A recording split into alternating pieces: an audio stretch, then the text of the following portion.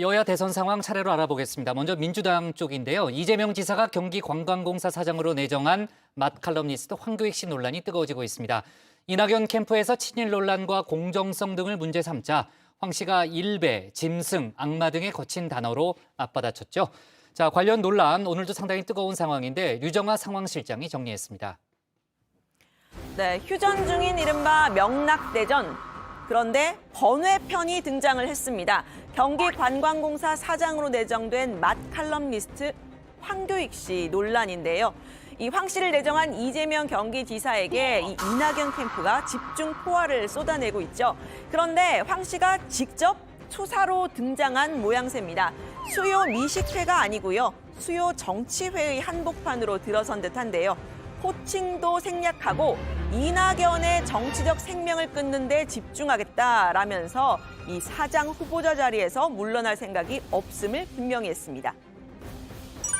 저한테 제가 확보한 권리를 어느 누구도 포기하라고 말할 수 없습니다. 대통령 할아버지가 오셔도 이것은 권리 포기를 이야기하지 못합니다. 네. 당신들, 정치인들 그런 식으로 문화 인사들에 대해서 함부로 대하는 것 아닙니다.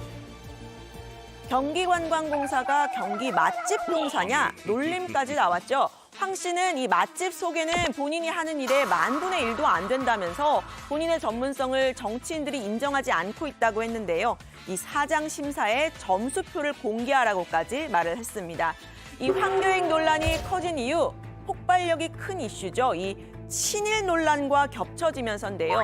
불고기라는 단어가 일본어 야키니쿠에서 왔다. 이런 과거 발언이 문제가 된 겁니다. 이낙연 캠프는 이렇게 말했습니다. 일본 도쿄나 오사카 관광공사에 맞을 뿐이 아닌가라고 생각이 돼요. 그거는 무슨 말씀이실까요? 일본 음식에 대해서 굉장히 높이 평가를 하고 한국 음식은 거기에 아류다, 카피를 해온 거다라는 식의. 네, 황 씨는 이 더러운 친일 프레임을 씌운다 이렇게 반발을 했습니다. 특히 일본 통인 이낙연 전 대표가 과거에 연미복을 입은 사진을 근거로 들면서 이낙연은 일본 총리 하세요라고 쏘아붙이기도 했죠. 황 씨는 연미복이 일본 정치인의 제복이라고 했는데 이 연미복 원래는 서양식 예복입니다. 노무현 전 대통령과 문재인 대통령도 이렇게 각각 영국과 노르웨이 국빈 만찬에서요. 이렇게 연미복을 입은 적이 있습니다. 하지만 이 황 씨는 굴하지 않고 오늘은 더 강한 단어로 이 친일 프레임에 대한 분노를 표출했는데요. 일본과 관련되는 말만 입에 나오면 그것을 친일이라고 말을 끊고 비틀어서 만들어 놓은 거예요. 예를 들면 게벨스 같은 거죠. 이낙연 씨 일배입니까? 네, 이렇게 흥분을 한 이유 아마도 배신감 때문일까요? 황 씨는 이 문재인 대통령 지지자를 자처하고 있는데요. 보수 세력, 이른바 일배도 아니고 같은 문재인 정부 사람인 이낙연 전 대표가 친일 프레임으로 공격을 했다는 겁니다. 어제 저희 뉴스룸 인터뷰에서는 적의 칼로 아군, 그러니까 문재인 정부 사람인 본인을 찔렀다 이런 표현도 썼는데요. 이낙연 캠프 입장에서는 이 황 씨를 문재인 지지자라기보다는 이재명 지지자로 본 듯합니다. 이 보훈 인사, 이른바 공정성 논란이 불거진 이유라고 할 수 있을 듯한데요. 황 씨의 과거 이 발언을 문제 삼았죠. 이재명의 삶이 어릴 때 어려웠죠. 빈민의 그 삶이잖아요. 그러면 그 주변에 뭐 욕하고 뭐 하고 그러니까 조금 거칠게 사는 사람들이 많죠. 또 이렇게 자연스럽게 이렇게 몸에 집어넣게 돼 있거든요.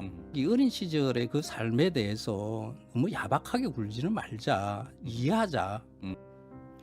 네, 이 공정성 논란 역시 황 씨는 좀 억울하다는 입장입니다. 일단 이 지사와는 밥 한 번 먹은 적 없다라는 건데요. 대면대면한 사이라고도 했습니다.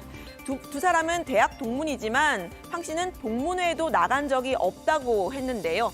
문제의 욕설 두둔 발언 역시 2018년에 이 지사가 경기지사 선거에 나섰을 당시에 했던 발언이라는 겁니다.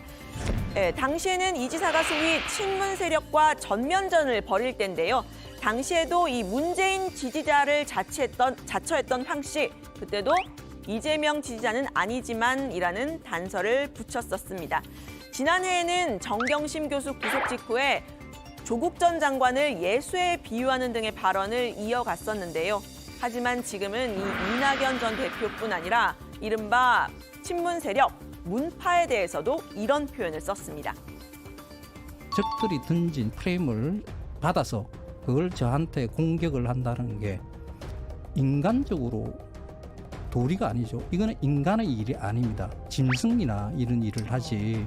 이낙연 씨는 이분들은 극렬 문파들은 사람을 죽이려고 덤비는 악마들이라고 저는 보고 있습니다. 네, 이 논란이 커지면 이 임명권자인 이 지사에게도 타격이 될 수가 있겠죠. 폭발력이 큰 이유 역시 이 문제가 됐던 지사 찬스 논란과 이어질 수 있기 때문인데요. 지사의 임기와 대선을 감안하면 임기 3년짜리의 경기관광공사 사장을 왜 지금 임명했느냐 논란이 될 수밖에 없어 보입니다. 이 지사는 이 30일로 예정된 도의회 청문회와 또 도민 의견을 듣고 결정을 하겠다고 어제 토론에서 이야기를 했는데요. 그분이 저한테 은혜를 준 게 없기 때문에 보온 인사라는 말도 전혀 맞지 않고 나름의 전문성을 가진 훌륭한 음식 문화 전문가죠. 도의회 인사청문회를 거쳐야 되기 때문에 그걸 보고 또 국민 여론도 보고 우리 도민들의 의견도 좀 봐서 결정하도록 하겠습니다. 네, 황 씨의 이 다른 과거 발언까지 등장하면서 논란은 점점 커지고 있습니다. 불고기 야키니쿠 발언뿐 아니라 이 국민 간식이죠. 떡볶이는 맛이 없다 이 발언뿐만 아니라 혼밥러는 사회적 자폐야 이런 표현들도 있습니다. 진중권 전 동양대 교수는 혀의 두 기능 모두에 문제가 있다 이런 표현도 썼는데요. 사람을 쓰는 용인술도 대선 주자의 중요한 자질 중에 하나라는 지적이 정치권에서 나옵니다. 황 씨를 공격하는 이낙연 캠프 역시 타격이 있는 듯한데요. 이 불공정 체육을 강조를 하면서 경기도판 인국공이다 나를 세웠습니다. 이 인국공, 즉 인천국제공항 내 비정규직 정규직화, 이 전 대표가 총리 시절에 추진했던 정책이기도 하죠. 당시 청년층의 집단 반발을 샀습니다. 청년들 인국공 사건, 정규직 비정규직 논란, 또 총리를 하신 분이기 때문에 조금 무거운 책임감 여기에도 또 지고 있으시죠? 네, 당연하고요. 참으로 미안하고 가슴 아픕니다. 저를 제 자신이 청년의 그런 아픔에 충분히 대응하지 못했다는 죄책감을 많이 가지고 있고요. 정부 여당도 마찬가지라 생각합니다. 인천국제공항 문제는 굉장히 중충적인 문제가 있죠. 네, 이낙연 캠프가 황 씨에게 제안한다면서 갑자기 등장한 이 오사카 지사 자리 역시 드루킹에 제안했다던 오사카 총영사를 떠올리기도 하는데 여권 전체에 그리 유리한 이슈들은 아닌 듯합니다. 황교익 씨 논란은 어제 있었던 민주당 대선 경선 토론에서도 핵심 이슈였는데요. 어차피 토론은 유 실장, 어토류인 제가 메인눈으로 토론을 지켜봤습니다. 다정회 때부터 시작한 토론이 저녁 7시까지 이어지면서 역시나 야근 각이었는데 수장, 야근 수당 주실 거죠? 네, 오늘은 하이라이트만 보여드리려고 합니다. 이재명 지사에게 공격이 쏟아진 1대5의 구도였는데요. 키워드는 황교익 논란, 기본 시리즈, 그리고 지사 찬스였습니다. 이 지사 찬스에서 이 지사의 편을 들었던 전직 경남지사 김두관 의원도 이 지사를 공격하는 방향으로 돌아섰는데요. 놀부가라는 노래 들어보셨습니까? 홍보관 들어봤는데 놀부관은 처음 듣는 것 같습니다. 저 놀부 두 손에 떡 들고 가남매의 덩치고 이런 가사인데요. 네네. 제가 지금 보기에 이재명 후보가 딱 놀부 같습니다. 두 손에 떡을 들고 있거든요. 한 손에는 경선 후보, 한 손에는 경기도지사입니다. 그런데 지금 이재명 후보의 모습은 두 손에 떡을 들고 잔치하는 놀부 같은 모습입니다. 이번 인사 논란도 이재명 후보께서 도지사직을 가지고 인사를 했기 때문에 저는 논란이 됐다고 생각합니다. 굳이 선택을 강요한다면 저는 책임을 선택하겠습니다. 네, 표정이 점점 굳어지는 모습인데요. 이 지난 토론에서 영화 기생충을 소환해서 이 기본소득을 비판했던 이낙연 전 대표. 이번에는 경기도가 도재원을 동원해서 보편 재난지원금을 주기로 한 결정을 문제 삼았습니다. 재난지원금을 왜 재난기본소득이라고 하냐라고도 했는데요. 안지원금을 경기도는 12%의 부자에게 주기 위해서 시군 예산 합치면 4,151억 원을 쓰기로 했어요. 우리 아동들, 결식아동들 10만 명에게 10,000원짜리 식사를 140일 동안 3끼 제공할 수 있는 돈입니다. 그 돈을 꼭 그렇게 쓰는 것이 정의롭다고 생각하시는지요? 네, 이 토론에서 직접적인 네거티브, 흑색 선전은 사라졌는데요. 하지만 간접적으로 특정 후보를 겨냥한 듯한 발언은 있었습니다. 너무 빈틈이 없어 사람이. 틈이 있어야 좀 삐죽고 들어가지. 그럼 욕 한번 하나 뱉어주세요. 야,